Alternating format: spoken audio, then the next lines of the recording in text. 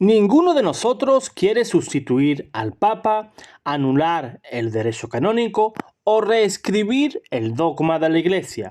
Lo que queremos es hacer preguntas, debatir, hacer avanzar la discusión. El cardenal Marx, uno de los purpurados de la mayor confianza del Papa, resumía el paso adelante para los ultraconservadores, un cisma en toda regla dado por el camino sinodal alemán para modificar algunos aspectos clave de la doctrina eclesiástica en temas como la moral sexual, la homosexualidad o el acceso de gays y mujeres al sacerdocio. El camino sinodal es una especie de asamblea en la que se discuten cuestiones teológicas y organizativas de la Iglesia y está formada por religiosos y laicos. Las propuestas fueron aprobadas por amplísima mayoría por el conjunto de asambleístas. Sin embargo, en el caso de la reforma en la moral sexual, para dejar de definir como pecado la práctica homosexual, las relaciones prematrimoniales o reconocer los matrimonios entre personas del mismo sexo o a los divorciados vueltos a casar. Las iniciativas fueron bloqueadas por una minoría de obispos. Se necesitaban más de 2/3 de todos los estamentos y mientras el conjunto de la Asamblea aprobaba el texto con 82% de apoyos, entre los obispos solo se llegó al 61%.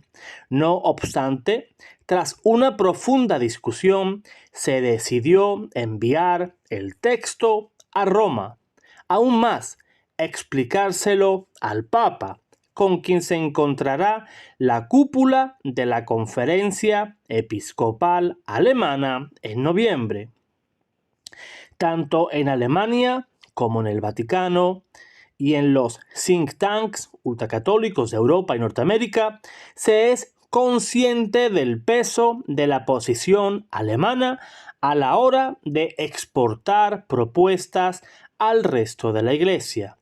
Nadie haría caso a propuestas españolas, pero Alemania siempre ha sido y sigue siendo un motor teológico y de reformas imprescindible.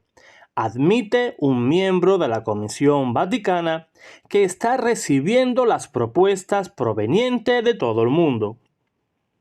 En octubre arrancará la discusión continental y el año que viene tendrá lugar un sínodo mundial del que podrían salir reformas que para algunos supondría un avance histórico y para otros una ruptura similar a la que ahora, hace medio milenio, provocó otro alemán, Martín Lutero.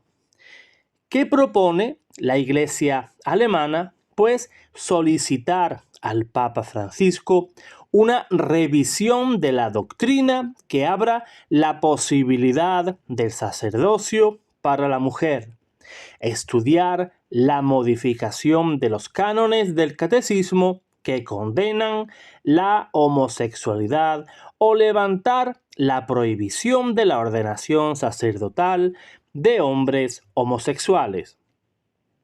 La aprobación del texto que pide el cambio en el catecismo contó con el 92% de apoyos y un 71% entre los obispos, algo impensable en países como España, donde ningún prelado y muy pocos de los católicos que participan en la vida diaria de la Iglesia defendería dejar de considerar las prácticas homosexuales como un pecado.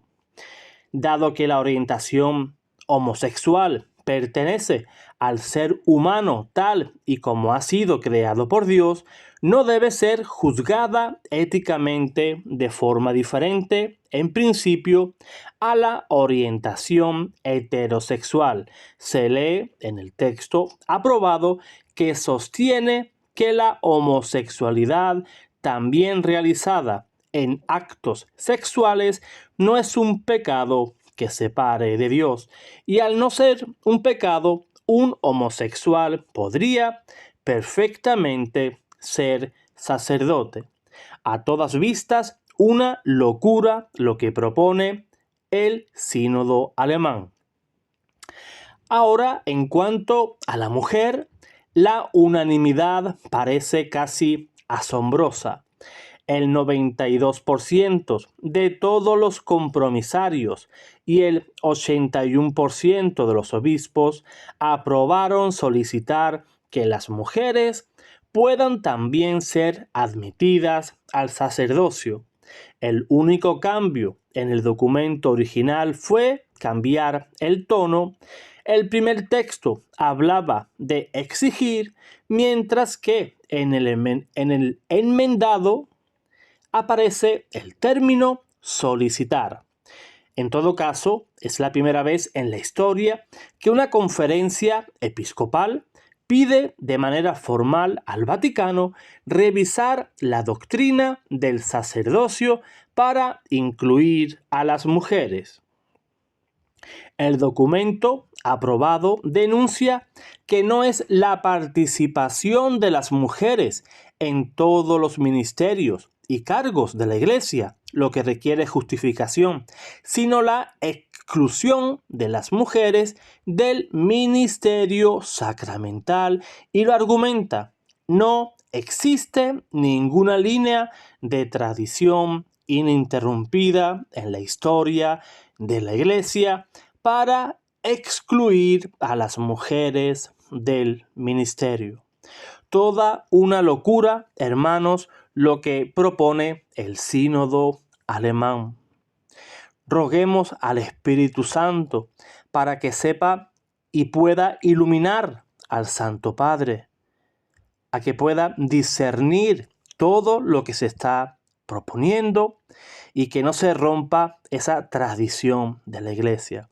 El Señor nombró los primeros 12 obispos, los primeros 12 sacerdotes, a 12 hombres, a los 12 apóstoles.